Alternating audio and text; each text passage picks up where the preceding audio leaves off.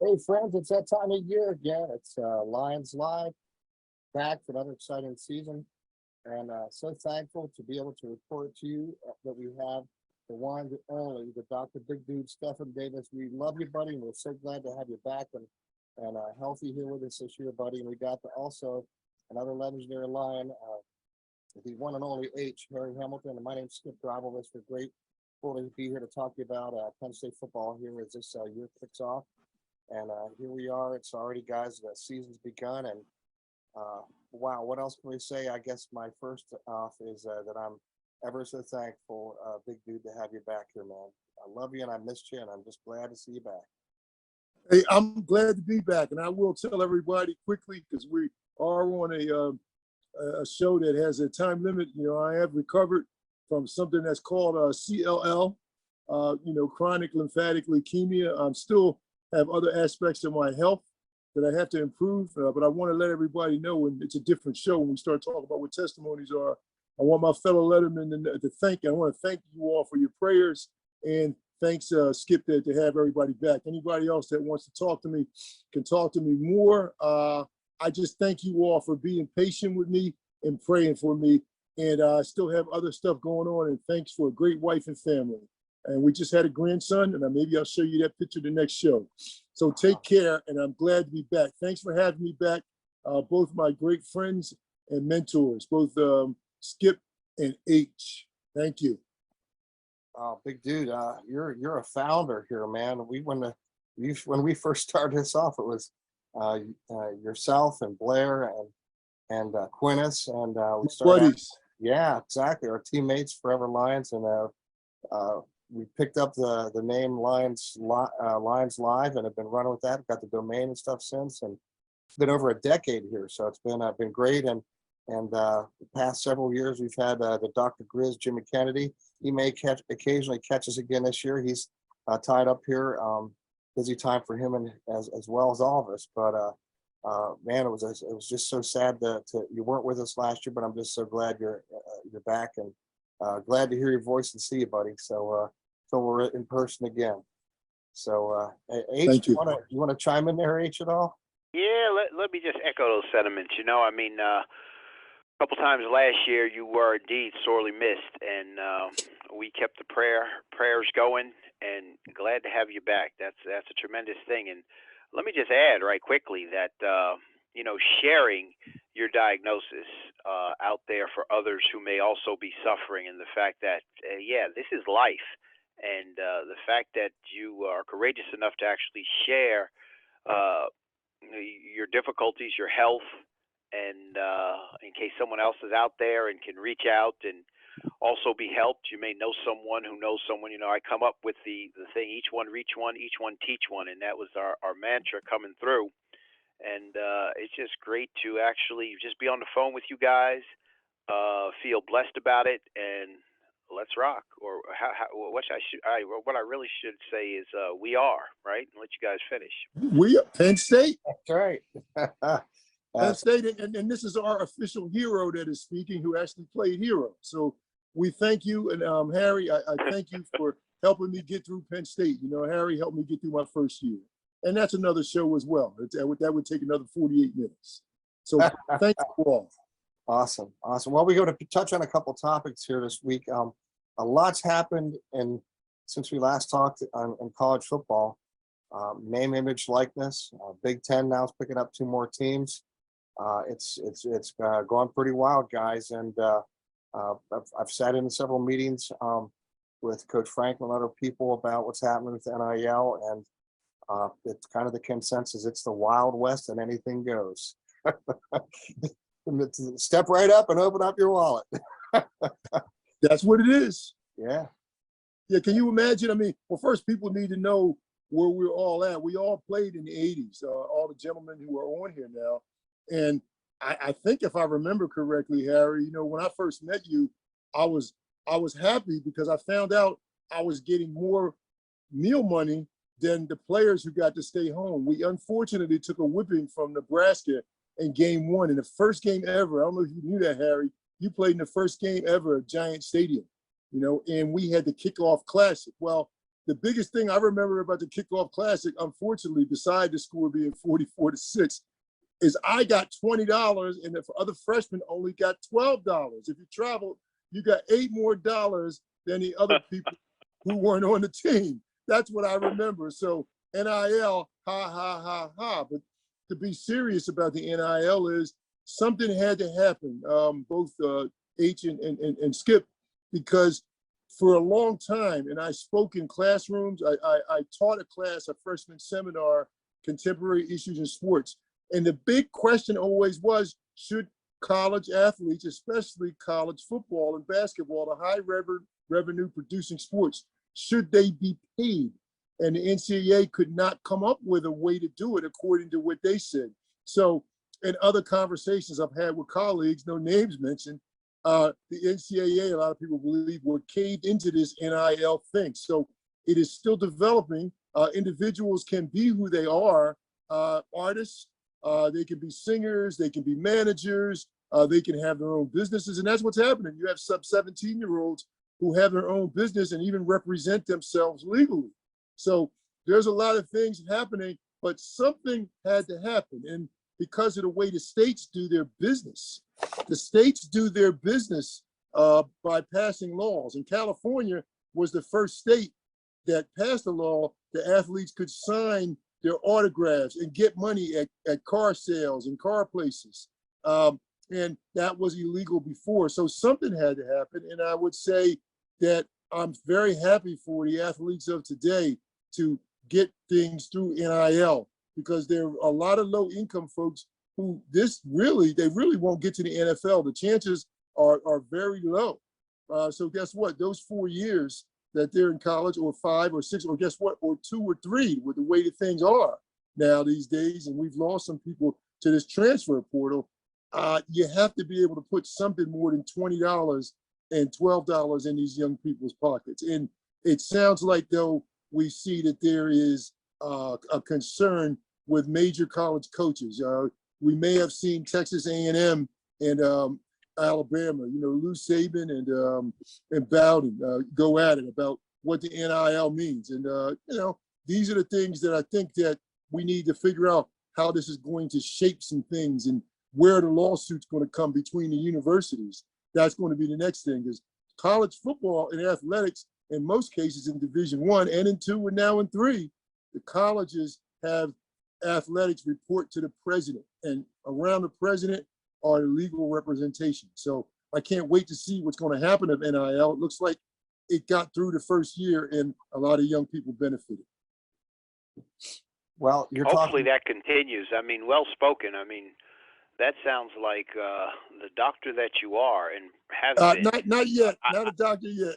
I got educated just in what you had to say. There are so many nuances and things like that, but I chime in with the fact that it is long overdue. For a long time, I called not only college sports, but sports and football in particular, the sports plantation, and it's about time that things began to change. So every time Harry Hamilton is uttered, I should hear cha-ching. Yes, absolutely. I mean, why should I have to find you on YouTube, Harry? And why should you not benefit from you being on YouTube, H? I mean, come on. I mean, that there should be something there. Yes. I mean, and I'm glad that it's there. Don't get me wrong. And I don't have a whole lot of games on YouTube, so that means a little bit more to me, I would say. But I haven't even started to look for your Jets games and then Tampa Bay games. It's the same thing. And then we have 2 guys in the secondary from one team, from the same secondary in college, that ended up together in pro ball, but couldn't get paid for it while they were in college. Yes, and that, and the history, and the fact that you're speaking it, because we have offspring in behind us, and wealth is passed down. We know that, so there ought to be a way to pass that down. And every time my name is uttered, and certainly, like you say, when Mark and I are together down there in Tampa, how many times I think Mark actually a year or 2 ago sent me a blurb somewhere where that was a trivia question. what two guys on the same team, went to the same school, are currently leading the NFC in interceptions. Wow. 1-2 interceptions or something like that. And so that's trivia there. How many times has that happened? So yeah, it's wide open, and we should find a way to benefit. My fear, gentlemen, let me insert this. My fear is, like with everything else, somehow or another, the government, the legal representatives of these colleges will find a way to shrink it down, corral it, and to become, again, some kind of way what the NCAA was before. And that is, those at the top, those that run the NCAA, get rich while the others toil and have difficulty financially after those 2-3 years that you speak about. So this is a big thing. It should be allowed, and you shouldn't restrain trade. Those are some of the founding principles of this experiment called United States of America. So hopefully it becomes beneficial, and those athletes that are in there for those 2 to 3 years can actually do something, because the dreams of pro football sometimes can be really fleeting. Glad to be here with you guys, talking things like the NIL, and hopefully there'll be those out there that benefit from the knowledge. And as far as I'm concerned, you're already a doctor. No institution can credential you with the life that you've lived, the things that you've overcome. And I think your introduction here speaks volumes. Thank you.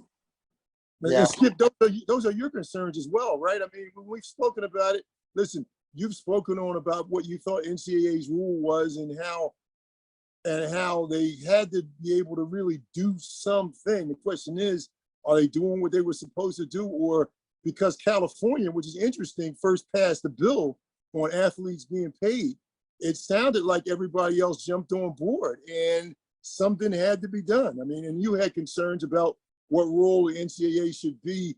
And I know you like to talk about state-to-state things, but how about you on that, Skip? Well, I'm all in favor of states' rights. I believe in a very small, limited, not to be political, very small, limited government that's out of people's lives and especially out of people's pockets. But and I am all in favor of capitalism and each person being able to maximize their human potential and not have be free of molestation, interference, and government, getting in the way of them being able to be who they're made to be. That being said, though, we're looking at, let's look at the money, man. I mean, Big Ten just signed a deal here for $1 billion a year for TV rights. Yes. Big Ten. That's $1 billion divided up by how many schools, which we're going to get into, picking up USC and UCLA, by the way, who were broke. That's why they came in. And so, no kidding. Yeah. No kidding, H. That's what happened. So follow the money. It's a cliche and it's old, but all you got to do is follow the money.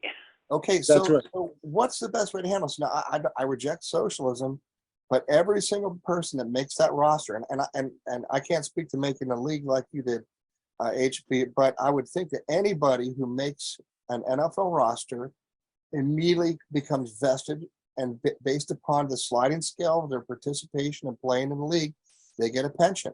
And I can't help but think that the same thing could and should happen within college football. However, I don't think the NCAA should be this overall national dictator and a plunderer of all the assets, because what does the NCAA really do? Where do they, we're talking millions and millions of dollars.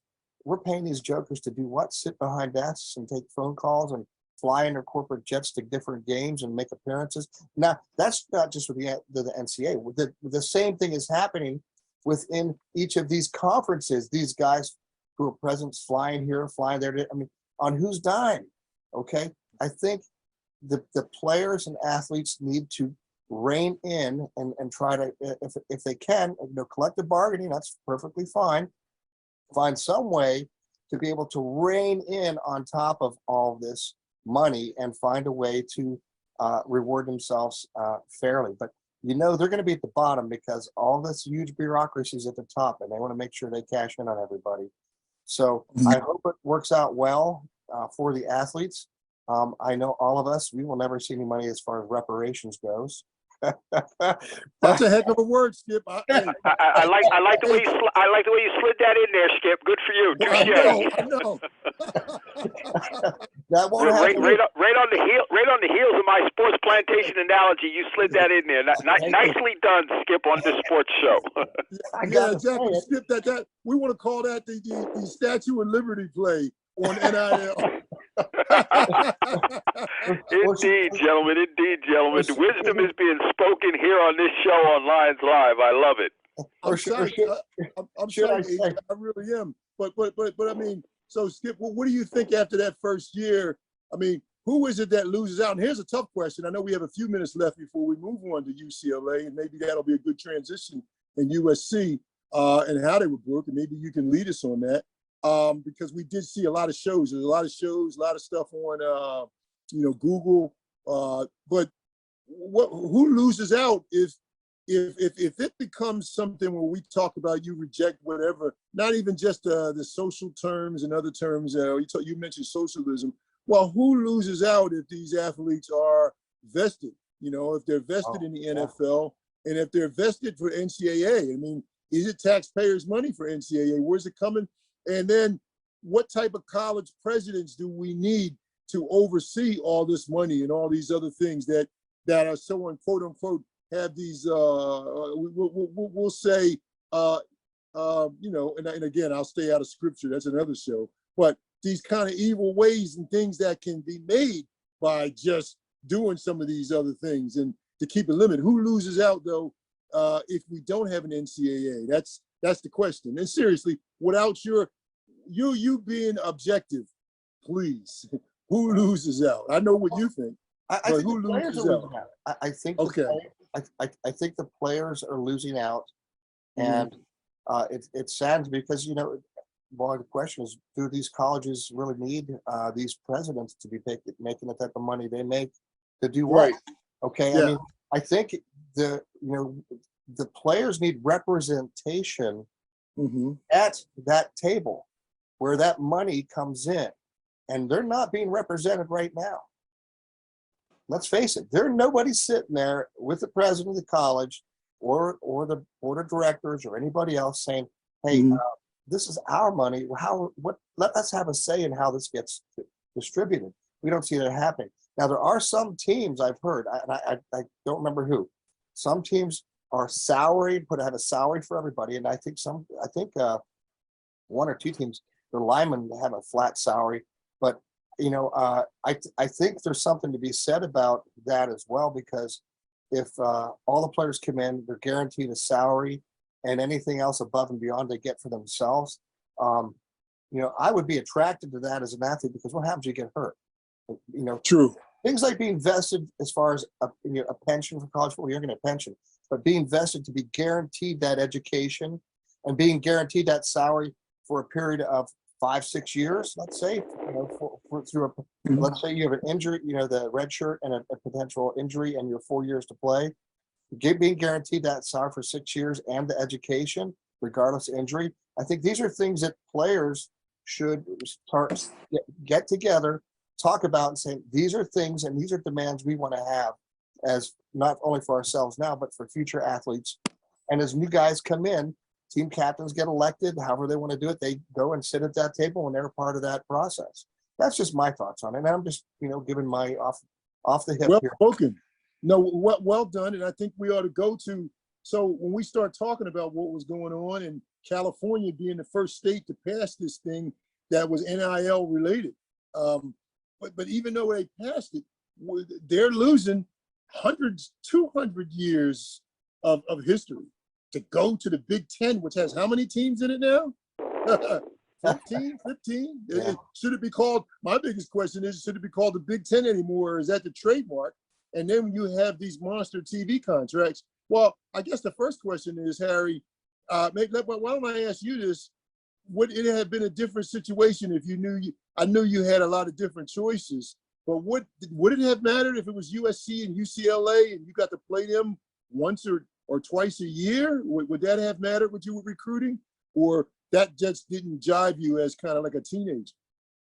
No, not really. I mean, you had, if you think back and some of the names that came out of USC, that Mhm. was a consideration for me. The problem I had, though, the problem I faced is I was not a consideration for USC.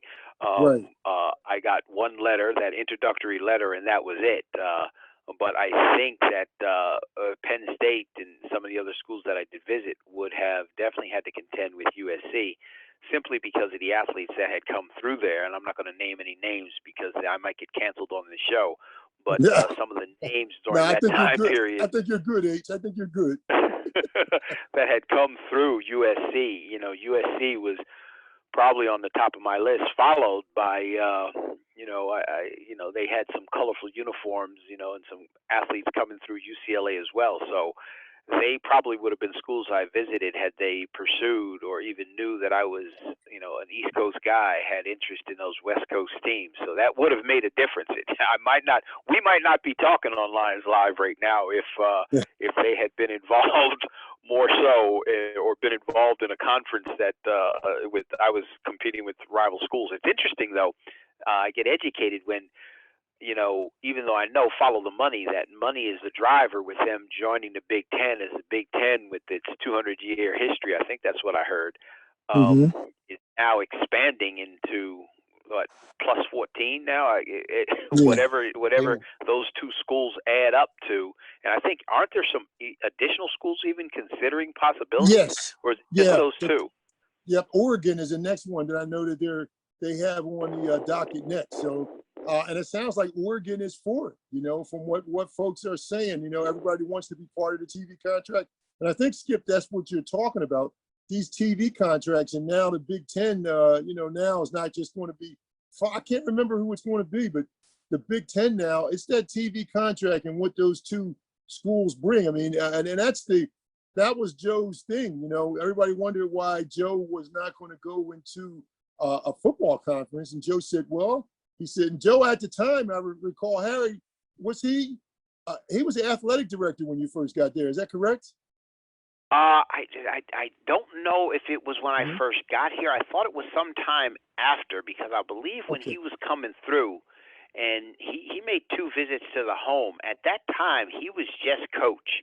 So Right. I really, my history is not sure, but I think it was sometime after that he had that stint Hmm. of athletic directorship, Hmm. and it laid the groundwork, with regard to his loyalty, and that could be another show at another time too, Right. because whether or not it was misplaced, et cetera, with what we know in the Monday morning aspect of that whole thing, that after poker, after whist, Monday morning quarterbacking kind of thing that we look back on, but that paves the way for Tim Curley to go ahead Yes. and elevate right after his, and Joe, Coach Paterno, Joe, name his replacement essentially.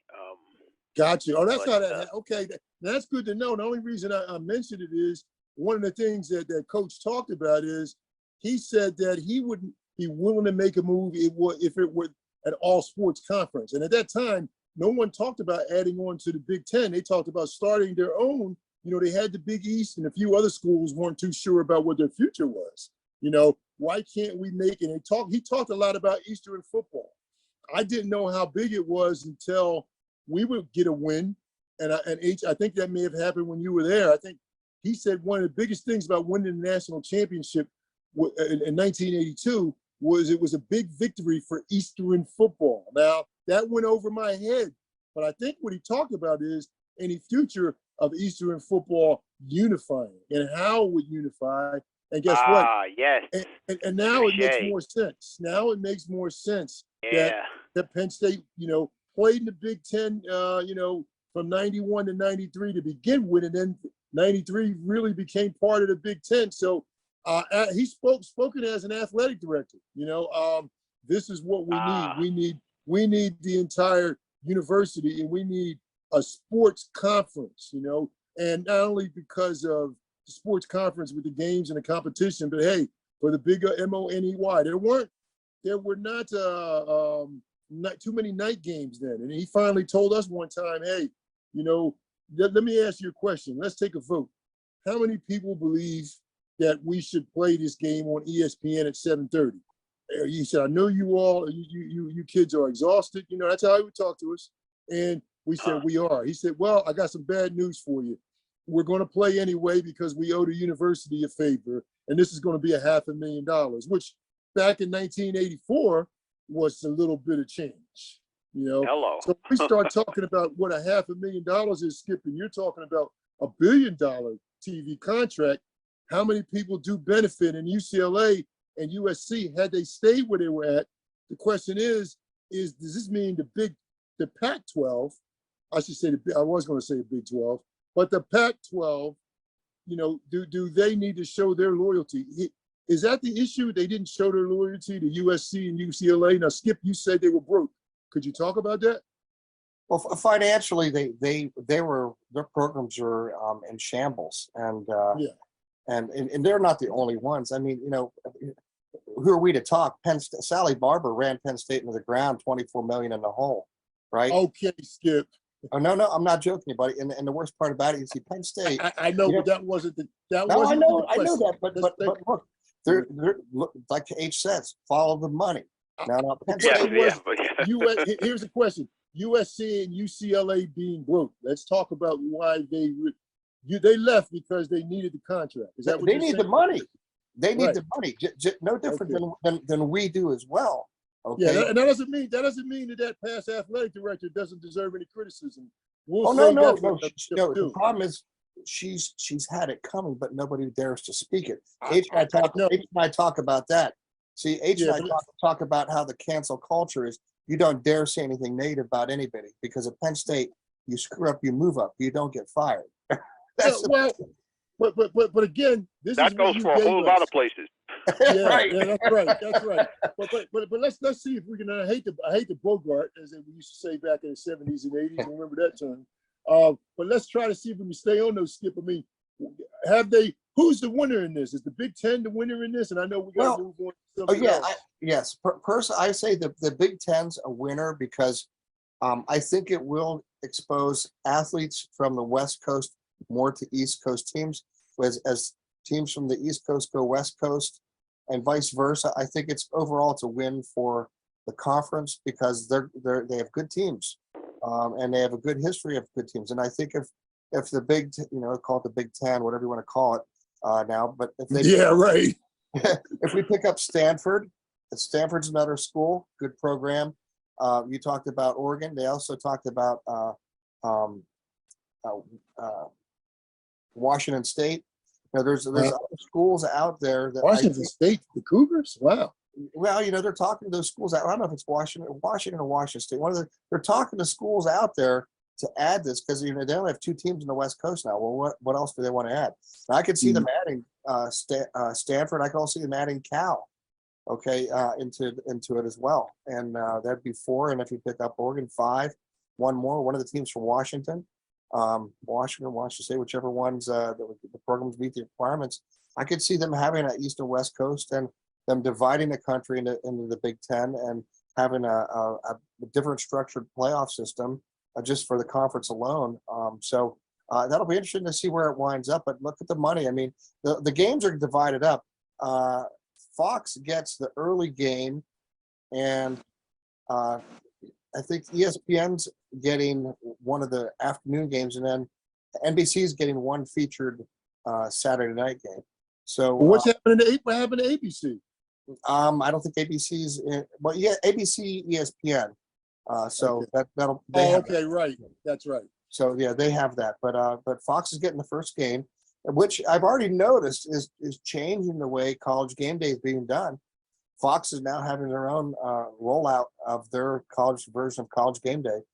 I'm sure it's not going to be built by the Home Depot. It'll be somebody else who's kicking in the money.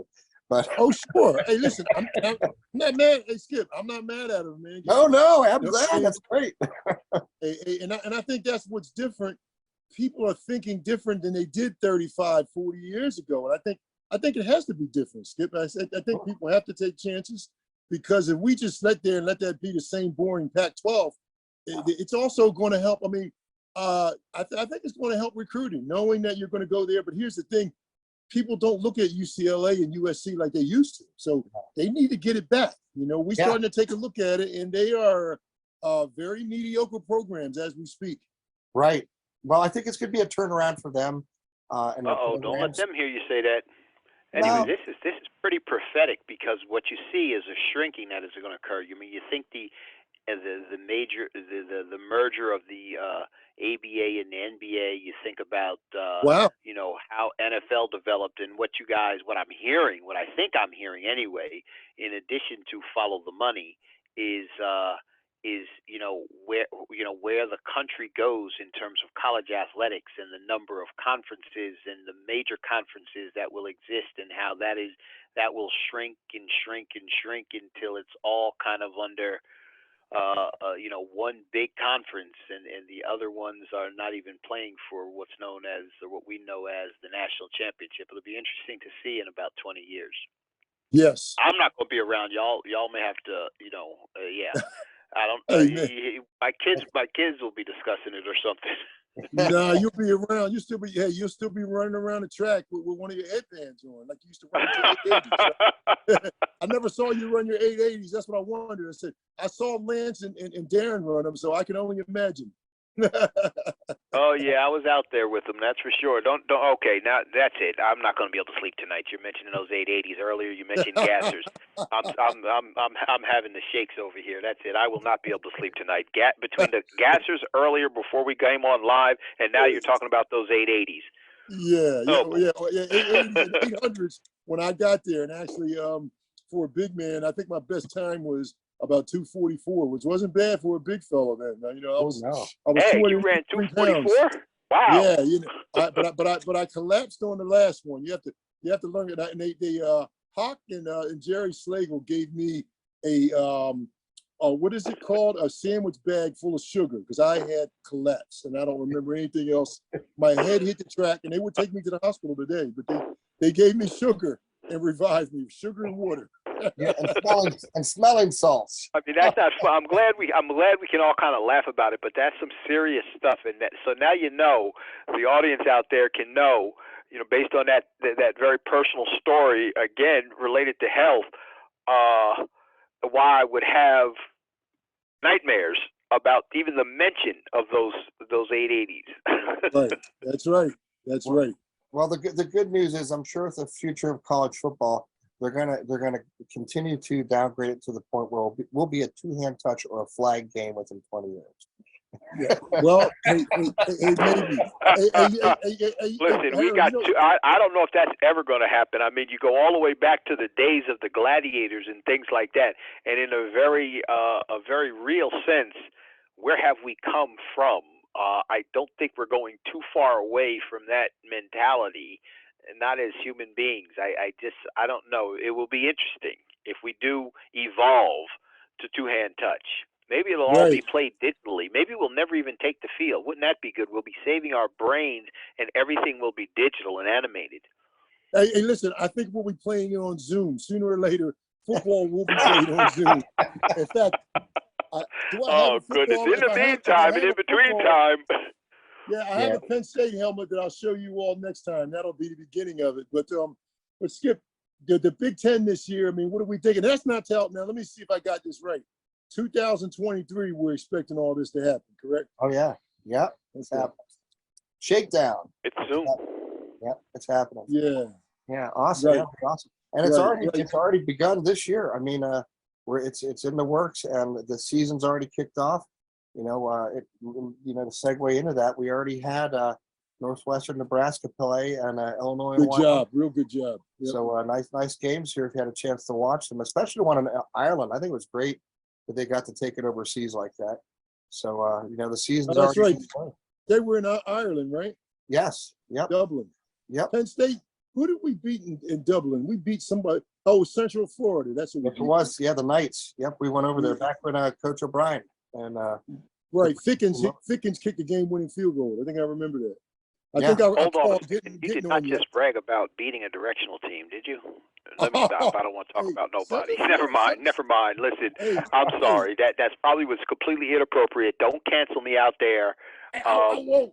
And listen, we know. Here's what everybody knows about you in the area and beyond. H's. You're a competitor, and you get away with that one. I don't know if I get away with that. But it goes to show you what we were thinking, and I still thought it was I'm sure a good experience, and that team, and like that team kind of reminded me of this team coming up, except we have more talent in this particular team. And I know we got a few minutes to talk about that, but what do we think about the Big Ten? I see that the Big Ten has a couple of people. Of course, we know Ohio State is second behind Alabama. And let's see, you have Ohio State, you have Michigan, and I think Michigan State are in the top 25 to begin with. I mean, do we see, what do we see? Do we see the Big Ten? I think the Big Ten is better. Illinois won also. So these people that were there, and we've had all kind of great personnel. We kind of made a joke about Illinois with, who was the coach that we used to always make fun of? O'Grady. Remember O'Grady? Yeah, well, I wasn't going to say that just yet. I'm feeling better, but I have to hold. The coach that used to coach for the Bears. What's his name? Oh gosh, I can't remember his name. Lovey. Lovey, yeah. You going? How far back are you going? Just a couple years. A couple years. He was coaching Illinois, and they just were certainly bad. Let me tell you something. He had good staffs. He had everything else, but they just plain. I mean, you can't have teams like that either. You get a guy that's an NFL coach, goes to the Super Bowl, and you can't put a program together. I don't think college football really was for him. He did what he could, and he did it. But what I'm saying is now I think that Lovey was the beginning of people taking a look at who you should take chances on, just like HBCU. We're starting to hear what happens with HBCUs now, historically black colleges and universities. And you have somebody like Deion Sanders coaching Jackson State, who makes a good point. He said, you know what? People can talk about what they want to talk about, but why can't the HBCUs talk about the money also? He said, when you walk into, he said, what football stadium do you know of that has one gate? Everybody home and away walks in one gate. Yeah, that's what the NCAA's got to do better. When we start talking about equity and what conferences are, and we look at the TV contracts, don't leave the little HBCUs out of it, because as many of us may remember from the 70s, 60s, 70s, and 80s, including my big brothers, they've produced a lot of former NFL and current NFL people, so that's what we got to take a look at. And those are also very fine academic schools that everybody's going to these days, but they're part of NIL as well, so when we start talking Don't get me started on the discrepancies with regard to HBCUs. And go ahead. I started it. I'll take that one. Yeah. No, because that is the euphemism or whatever word, some word I'm looking for, that that racism and segregation is alive and well and breathing, and we see it playing out. And the differences in the money that is allotted and the money that the HBCUs get pales in comparison to the other universities, and all that is a reflection and a reminder of how far we have not come. But there's changes here, there's changes there. No, it's just evolved and it's colored differently. That's all. We went from black and white television to color TVs. That's all it is. It's still the same TV. It's still the same racism, still the same segregation. And at some point in time, I don't want to hear the intellectualization of the nothingness that still exists and the problems that still exist today. So, yeah, you touched on a very interesting and poignant topic there when you talked about the discrepancies with regard. And you said Deion Sanders had something to say. I must have missed that. Deion Sanders spoke about a football field at I guess they're at Jackson State or in other schools. They have one gate. There was a lot of history and a lot of tradition, where they weren't going to have everybody, and football wasn't going to be a big thing. But then you start seeing the NFL coming to recruit these people, that are coming out of HBCUs and different sports too. There were some people that never even played football that were involved with track. I guess my point was, Harry, is there needs to be a discussion. I'm glad somebody like Deion Sanders, and he has to learn a little bit more about how a university works. That's the only thing. He made some presumptions about, fundraising. But where I agree with him at is something needs to be done. And the college presidents of HBCUs, they need to get together and they need to be in the same mix as PWIs, predominantly white institutions. And this is part of my dissertation, by the way, that I'm getting started back on. where students, and especially African-American male athletes, will develop a sense of belonging at these institutions beyond football, because there's so many people, they see me, and one person saw me in the hallway, you know, when I was actually helping out athletics. I went to a lot of games, and then one person came to my office and I said, "What can I do for you? Are you in some type of trouble?" Because, you know, I'm a dean. The students don't hang out in your, I was a dean. They don't hang out in your office unless they either need help with money or they're in trouble. I said, "Which one do you need?" They said, "Well, I'm here for an athletic problem." I said, "Why would you come to my office?" "Well, I presume you're the director of athletics, correct?" "No." He said, "You're the guy from Penn State." He said, "And you run a national championship team. You're not in charge of athletics." It just goes to show you, and I guess that's a question, Harry, we should be asking ourselves in this present day, what should what should be done? And that's what I say about the Big Ten. The great news about Lovie Smith in there wasn't about his wins and losses. It was about taking a chance on someone who had the credentials. Now we've got to ask ourselves, will we continue to do that? And what do we call equity? We can always say what it's not, but I think, Harry, we have to talk about what it is. That's the only thing I would say about being an educator. That we've known, and it's the same way the last 50 years, you know, with I would say the grades and the graduation rates of individuals of color, especially African-American males. You know, in 55 straight years, African-American males have the lowest graduation rate at predominantly white institutions and overall. So the question is money the only thing, or are we talking about what happens in K through 12? You know, we were fortunate to have. Whoa! You hit on it. Mm-hmm. I was about to say, you don't need to hear from me. The minute, if you'd have cut off K through 12 and cut it off at K through 3. Okay, if you cut it off at K through 3, and we put a lot of emphasis on K through 3, because that's when the grooming starts. That's when the education takes root and takes hold. And if we emphasize K through 3, there's a whole lot of things that we won't have to worry about. They will begin to fix themselves. And there are studies out there that kind of speak to that, and what happens in those early years. When you think about it, even statistically, from a common sense standpoint, think about the amount of learning that goes into K through 3. Mm-hmm. What we learn. Much of what we learn, we don't even remember how much we learned in those tender years. That's where the emphasis goes, in my humble opinion. I'm sure everybody, an opinion, they got that expression. Everybody's got an opinion. That's what my opinion is. You got to start there. And then we can talk about, well, what goes into K through 3? Now we can get into some dicey things. Anyway, I pause. You know, who's going with Penn State or Purdue? Yep. Now, and we'll get to that real quick. I mean, and the only reason, Skip, so you know I brought it up, the last point I wanted to make, Harry, too, is that one of the things I like about the Big Ten is when you start talking about academic outcomes, it's probably one of the best performing conferences academically for student athletes, including men of color. That's why I like the Big Ten. You know, but when we start talking about what it's going to be this year, it's going to be a question of, can Penn State compete in the Big Ten that we have?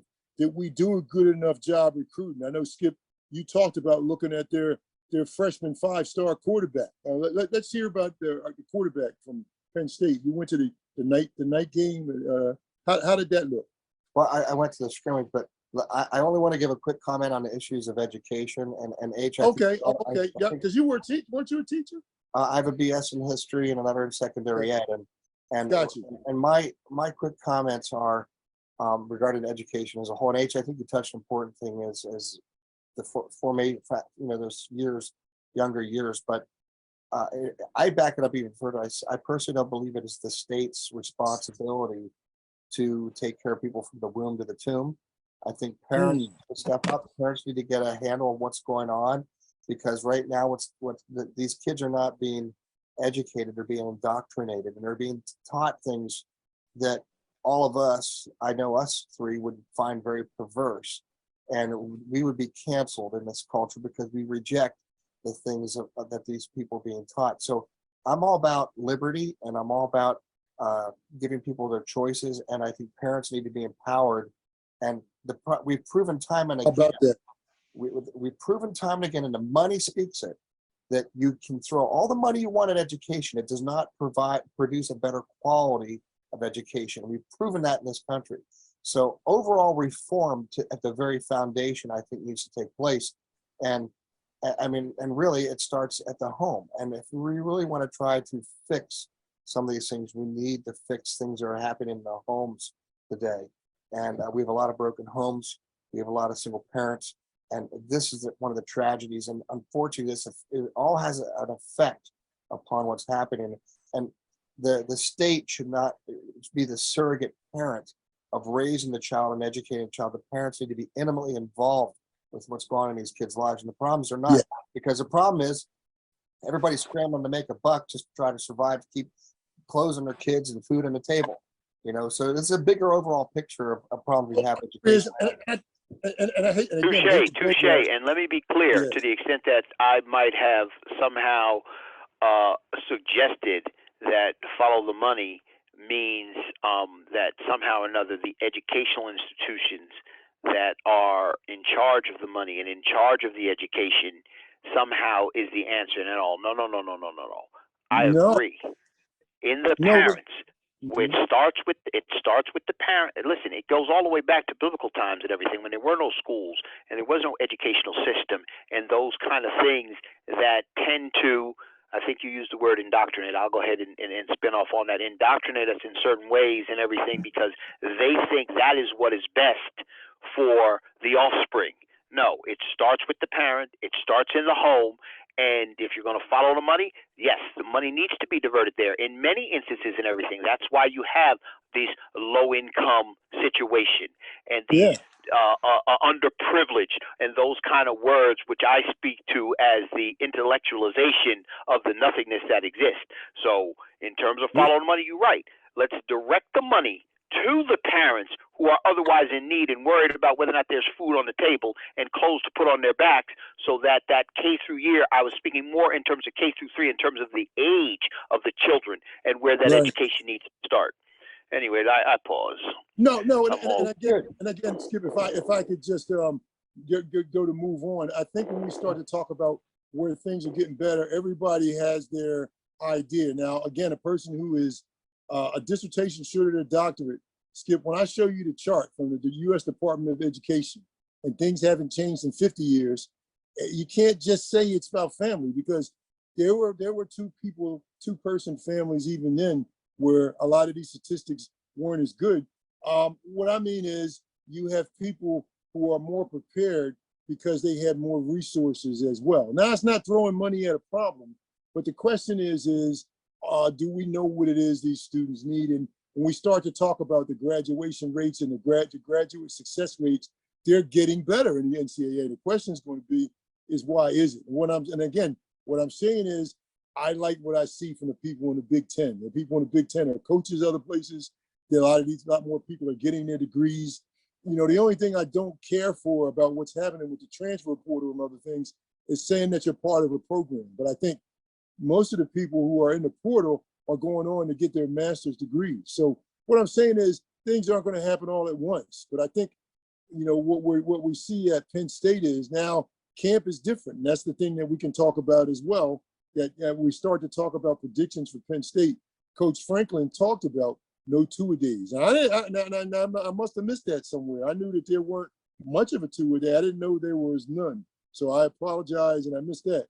There's no two-a-days, and Penn State's academic schedule says that during camp they're going to start classes. I mean, H, could you believe, or could you remember, and Skip, could you remember us trying to take classes and having those monster two-a-days? I don't think that we could have done it or would have done really well. Wait a minute. Well. Hold on. My mouth has to be picked up off the floor. Penn State does not have two-a-days? No, NCAA has rules that they won't have those anymore. They changed it. You know, they changed it with less of an impact for two-a-days with hitting, and you know, now they're wearing the Guardian caps. You see that, and even in the NFL, they hate wearing those Guardian caps on a helmet, those little rigid things that are supposed to reduce on concussions. And again, Harry, that's another show. But just imagine just how much has changed. And here's my thing, Skip. I might still be playing. Yeah, exactly. So this is what's happened, and I think we'll get to that later. But you know, people who are like yourself and like all the rest of us, when I can't remember something, sometimes everything goes good. My wife says, did you notice you keep losing your train of thought? I didn't know I started to lose it. I don't think I had a concussion, but guess what? I probably did. Yeah, when she said I'm losing my train of thought now, and that's why I try to be clear on here. But I don't know. I mean, if we look, Skip, and I know we have maybe, is it 18 minutes left? Yeah, we want to try to get our picks in. Yeah. So I would say let's talk about and again, I gave you the opportunity. Let's talk about Penn State though. Sean Clifford back as a 6-year senior. I mean, before Sean Clifford and other people, the only 6-year senior I knew about H and Skip was somebody like Paul Pomfret. I mean, Paul Pomfret was a tight end, and he took the extra redshirt year. There was a redshirt year, then there was a medical redshirt, which I think Clifford may have. But Clifford, I watched him today. He's a good young man. I think it's not uncommon on campuses to have 24-year-olds who are leading your team because people jump in after other people transfer. I think he's a fine leader.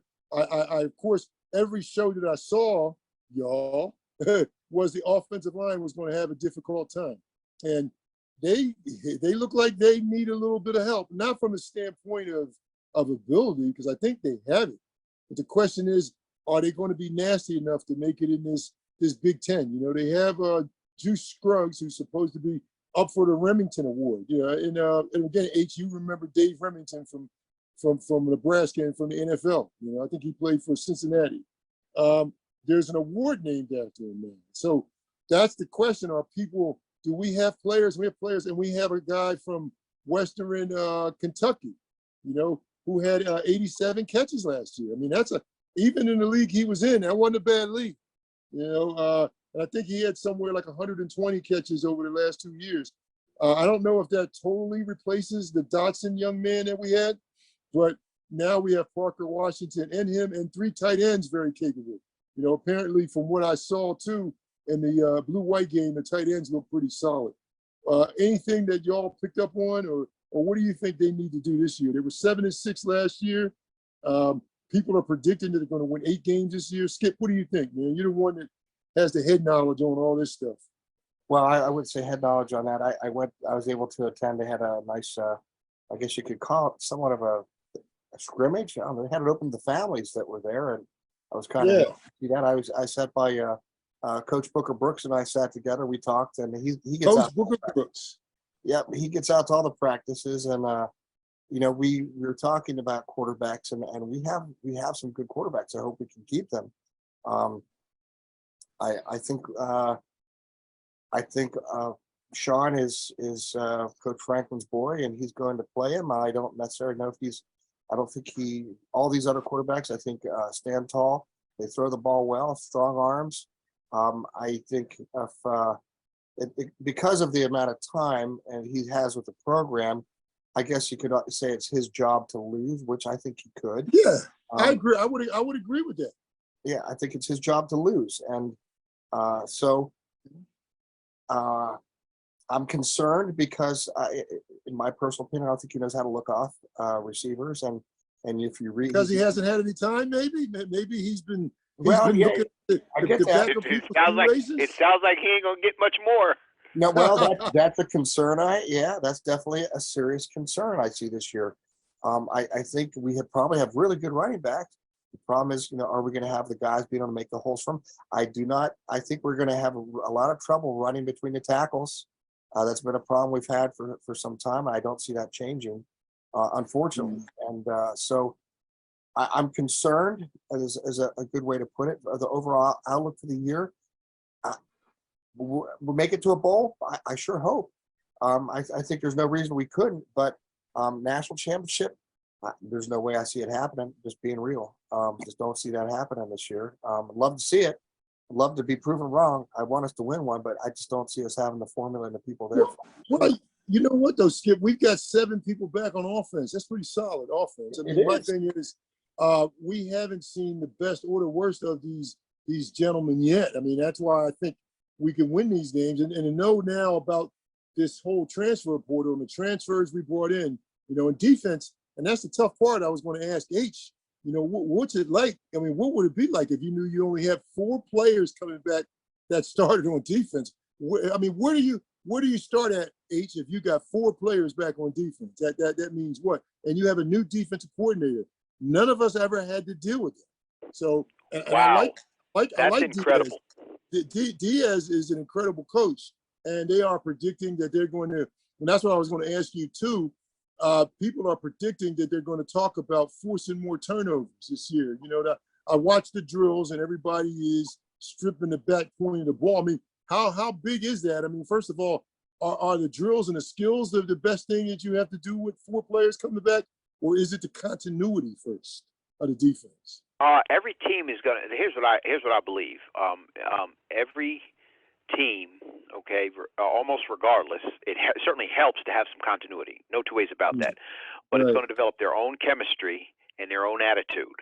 And that's what's going to be important, the development of that chemistry and that attitude, because I think you can take players who are as new as can be, but if the chemistry is right and the attitude is right, look out. My input was going to be, I'll be able to tell, if they get a stop on that first series or in the first 2 if they get a 3 and out, look out, it's going to be a good game. It's going to be a good contest, because defense, from what I'm hearing, just in this conversation pretty much, and my own personal beliefs, as you look to me, I guess because I play defense, and even throughout the show that I was on last year, I talked about, what is going to be the tone set by the defense, and that's what's going to be important. So if we have a good defensive coordinator, if we have even 4 guys in the right spot, I think they talked about a safety. I think I heard somewhere about a safety coming back or a defensive back that's coming back. Yeah. If your nucleus, if your center is coming back, then you got a good starting point to develop good chemistry, okay? And that is what is going to be important to me. All those starters coming back on offense, the offense was solid. And if I say all the time, you got a good defense, you can't lose. Bottom line, the worst it can be is 0-0. So the defense got to come out and set the tone. And I think if the defense does that, if the defense slips and lets that offense that has a little bit of momentum, I think in the rankings I took a look at, we're like right in the middle of the conference, right? Both teams are right in the middle of the conference. Right. So, we kind of come in with that attitude. Purdue comes in with the fact that, hey, we're only 3 points down or 3.5 points down or whatever the, prognosticators are talking about out there. But Purdue believes that or thinks that they might be able to win. Penn State has always been based on we are the better team. And that has always been an attitude that we've kind of, and I applaud Coach Franklin, because he emulates that attitude that is just a winning football attitude, and that is, hey, we are the better team. You have to beat us, okay, because you're already beat because we are the better team. That mentality, that attitude, if that carries over and the defense has that and shows that kind of chemistry, we're going to do all right this year. Yeah. And we're going to start. But this is a pivotal game, though. From just what I've picked up on the internet and whatnot, this is a pretty pivotal game. It is. And before we get to that, I just wanted to give a quick mention, touch on the special teams with Penn State. Jake Pinniger's going to be back as a senior place kicker. That's real good. And watching him kick, looking at technique and things like that, he's kind of what we call kind of like a punch kicker. I don't remember Nick D'Ancetano kind of came up, punched the ball, it follow through. It just kind of kicks the ball and his right leg kind of stops, doesn't seem to fall. I think he gets more range if he did that, but he's doing okay there. I don't think he'll be doing the kickoff, so because we got some other guys that have some big legs. They have the freshman in, and Sander. I'm not sure if it's Shadak. I met his parents there on that Friday of that scrimmage. He's a left-footed guy, and he has a lot of potential. He's kind of what we call kind of a corkscrew kicker. I mean, his plant foot kind of sticks there, and he came from a soccer background, so his leg seems to wrap around a lot instead of keeping his hips going straight through. So the ball's going to tail a little bit with him. So I think if he works on it, but if he keeps getting better at it, I think he'll be all right. The guy who's I think an animal out there is a redshirt freshman punter, that Gabriel. I'm not sure if I say his name right, Nuoso. 6'6", 276. He's a big dude. What? Yeah. Wait a minute, hold on. Give me that size again. This is a kicker that you're talking about? He's a punter. Yeah. Whoa, wait a minute. Somebody got him out of position. What was that size Well, again? I thought that too. 6'6", 276. And that beats your boy Big Toe, man. Oh yeah. And he's a punter, and he's got a strong leg. Between him and a couple of other guys who's doing kickoffs, and the other punter, it's going to be a matter of consistency, because all these guys got good legs. Range is pretty comparable. It's going to come down to who's most consistent. But I think whoever's the most consistent, we should be okay in the kicking game. Consistency is the most important thing you're going to find, and we'll see where that goes. As far as long balls for field goals, I'd say Pinniger, he's probably maybe good from 50, 52, maybe. But and it's good. And is he going to handle the punting chores as well? No. Okay. Yeah, no, that's what I talked about. I had a few concerns about that. Not that I know anything, Skip, but I just think you're taking some chances by doing that. Yeah, well, you got Alex. I'm not sure you say it, from Bachelor, and I'm butchering the names, and Barney Armour, a couple other guys who redshirted senior, and the other one's another freshman. So they're not small guys either. Even the other guy's 6'2", 205. So there are some sizable guys, some sizable legs. So we'll see who's most consistent.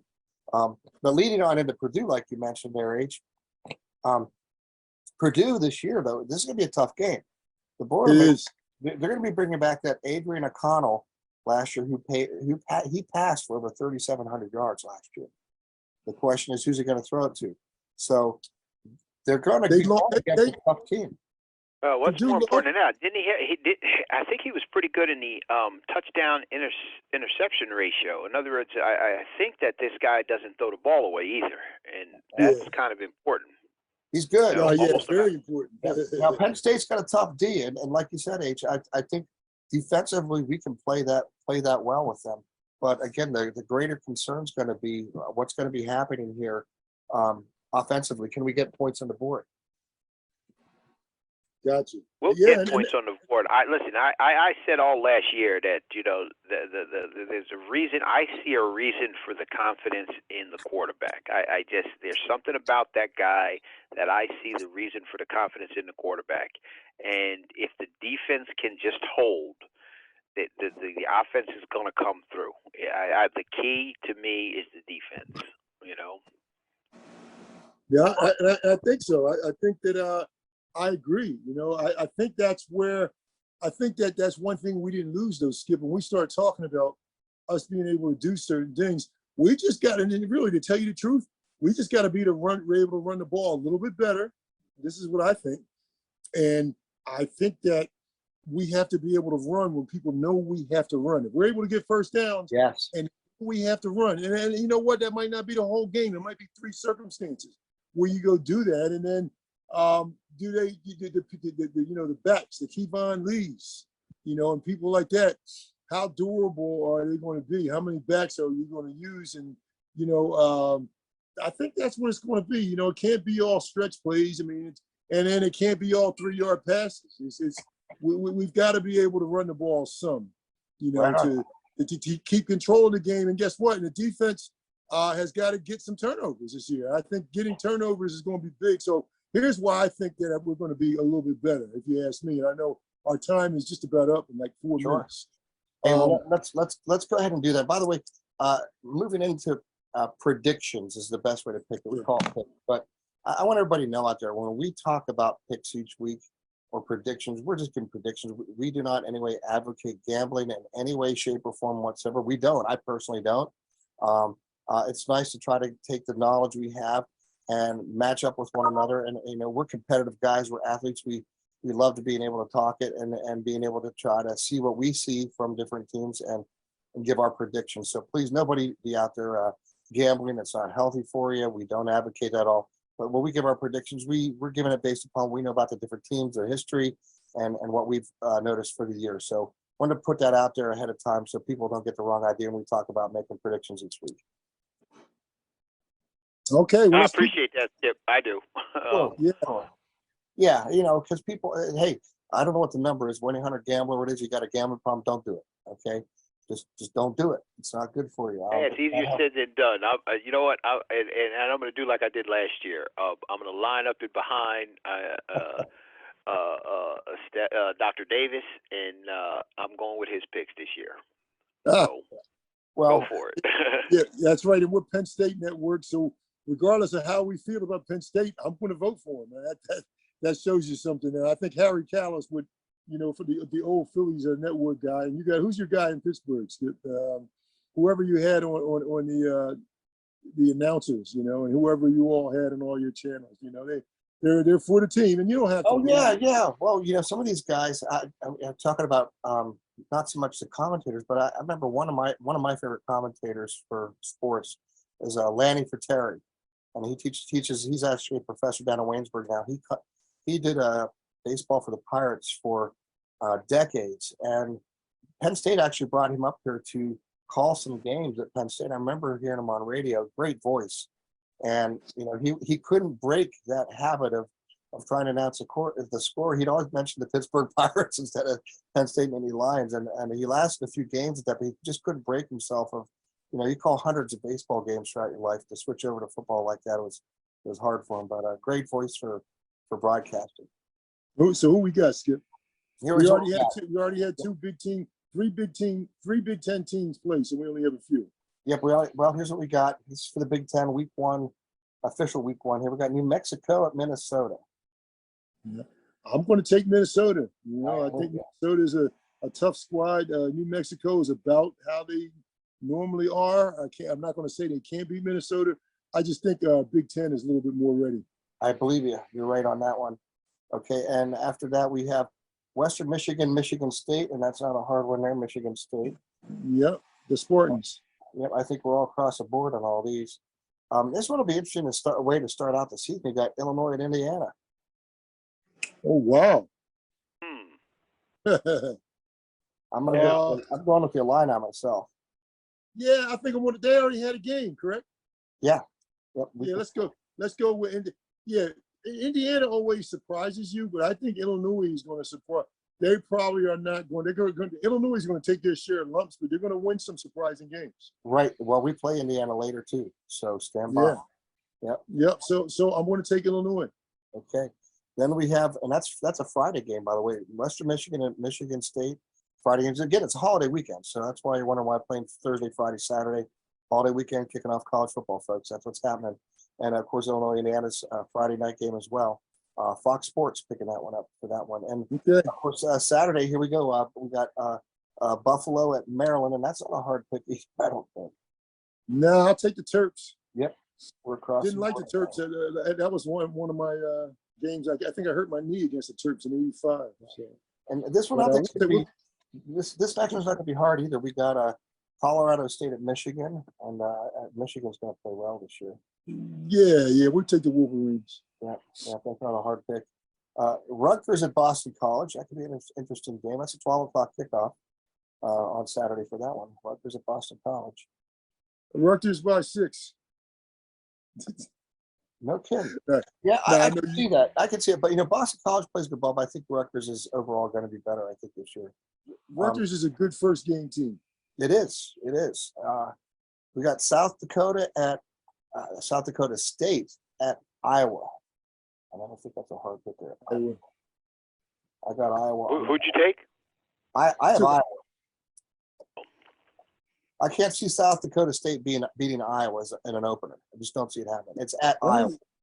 Well, I mean, they play football in South Dakota. Yeah, yeah, they do. I hope nobody cancels me out there. No, you're good, man. You are picking South Dakota State, are you, buddy? Who, me? Big dude, you're not picking them, are you? What's that? You're not picking South Dakota State. I don't think he said that. No, I did not. No, I didn't think that. I know you better now. Now, of course, we have North Dakota also playing that Saturday at Nebraska. At where? At Nebraska. In Nebraska. Oh, wait a minute. That's going to be interesting. Yeah, it is. Well, Yeah. Nebraska lost last week in a close one with Northwestern. I can't see Nebraska losing that game at home. I tell you what, though, it's not going to be an easy game for them. It will not. I'll tell you, their program's coming along, but I can't see them losing to North Dakota. Yeah, I'll have to pick Nebraska. Then I here's the think next that's one. a good choice because I didn't know they played football in North Dakota either. I didn't know the Dakotas had teams up there. It's cold out there, man. Hey, isn't that where Carson Wentz went? Oh, really? What's he think doing so. now? Is he still in the league? Yeah, he's starting for the Redskins. Oh, really? Yeah, he was headed that way, H, but he's been getting it done, so to speak. You know, the Eagles held on, and you know that's a whole nother show. But you know, and he went to the Indianapolis last year, and I thought they should have kept him. To be honest with you, he didn't play that bad, but that's where he's at. He's starting for the Redskins. How about that? And we all know what happened to them. Anyway, I'm just going to let that go. Oh, that's right. Oh, did I say I'm going to listen. Hold on. I'm going to let that go. I'm going to pretend like I'm just not going to touch it. Don't cancel me. I make Commanders. Hey, listen. I'm the one that's going to get canceled on here, Harry. I make Commanders. Let me say that straight. I think it's the Washington Commanders. It's Freudian, as they say. I think you said it the right way, but I'm just going to let that go. Okay. All right. What I mean by I'm just going to let that go is that is probably who he is playing for. Yeah. He's playing for the Commanders. I don't know if he's playing for the Commanders. Okay. We'll see. Well, here's the thing. He played for North Dakota. They do play football. Well, who's next? I still can't get the Commanders thing. They'll always be the Washington Redskins to me. I grew up in that way. So. Okay. And he'll be playing for them. And so when they make the television, watch him. He'll be playing for them. That's my point. I think there'll be a lot of fans there still wearing the old, insignia and stuff. Okay. Back to the picks. We're almost over our time. Come on. We only got a couple more. All right, okay. We got Illinois State at Wisconsin. I'm with you. Now, probably one of the good games to watch Saturday night, prime time, ABC, 7:30, Notre Dame and Ohio State. Wow. Wow. I got Ohio State, man. Well, I'll tell you what, I'm going to take Notre Dame. Okay. In an upset. Now, I always pick one upset. That's mine. Well, that's yours. Yep. That's yours. I actually, and I'm going to go out and live here. I'll say I foresee the national championship being played between Alabama and Ohio State this year. I do too, but I see both, that could be the loss. Alabama, I see Ohio State rallying with one loss. Wow. Okay. Two losses actually. No kidding, and still make it. Wow. Yeah. Well, I don't think one of them will be against Penn State, but we don't want to get too far ahead. Nope. Hey, now we got, of course, we got Penn State here, Purdue, and this will be a close one, guys. It'll be very close. Yep. Wow. Well, I'll tell you what. Well, this is the one pick I weigh out on. That's Penn State. I think the doctor said it earlier that this is a Penn State show. I join it. Lions Live.